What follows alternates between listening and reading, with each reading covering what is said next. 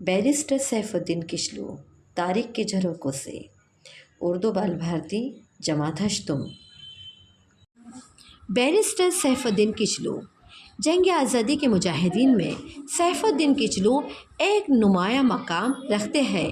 वो 15 जनवरी 1888 को अमृतसर में पैदा हुए। हिंदुस्तान में आज़ादी की तहरीक अपने शबाब पर थी। मार्च 1919 में रोल्ट एक्ट पास किया गया, जिसके तहत किसी भी हिंदुस्तानी को शक की बुनियाद पर जेल में डाला जा सकता था। इस कानून के खिलाफ बैरिस्टर किचलू ने गांधी जी, डॉक्टर सत्यपाल और अवाम के साथ मिलकर एहतजाज किया, जिस पर 10 अप्रैल 1919 को इन तीनों रहनुमाओं को गिरफ्तार कर लिया गया। इस पर अवाम भड़क उठी और 13 अप्रैल 1919 को जलियांवाला बाग में ज़बरदस्त एहतजाज किया। बैरिस्टर किचलू ने 1921 में अमृतसर में स्वराज आश्रम कायम किया।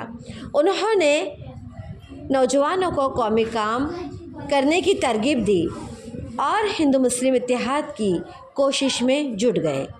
वो पंजाब कांग्रेस कमेटी के सदर थे। 1924 में उन्हें ऑल इंडिया कांग्रेस का जनरल सेक्रेटरी बनाया गया। उन्हें कई बार गिरफ्तार किया गया। उनकी ज़िंदगी के 24 साल जेल में गुजरे। उन्होंने ऑल इंडिया पीस काउंसिल कायम की। वो वर्ल्ड पीस काउंसिल के नायब सदर थे।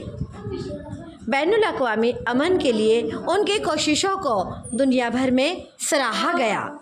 उन्हें 1954 में अमन के स्टॉलन इनाम से सरफराज किया गया। ये एजाज़ हासिल करने वाले वो पहले हिंदुस्तानी थे। सैफुद्दीन किचलू ने इनाम की रकम 1,25,000 रुपये अमन तहरीक को अता कर दी। उन्होंने अपनी तमाम दौलत और जायदाद आज़ादी की तहरीक के लिए दे दी। आज़ादी के बाद उन्होंने अपने लिए कोई ओहदा नहीं मांगा। वो एक बेगर्ज और बेलौस रहनुमा थे। वो ज़िंदगी भर मुल्क के खादिम बनकर रहे। 9 अक्टूबर 1963 को मुल्क इस अजीम शख्सियत से महरूम हो गया।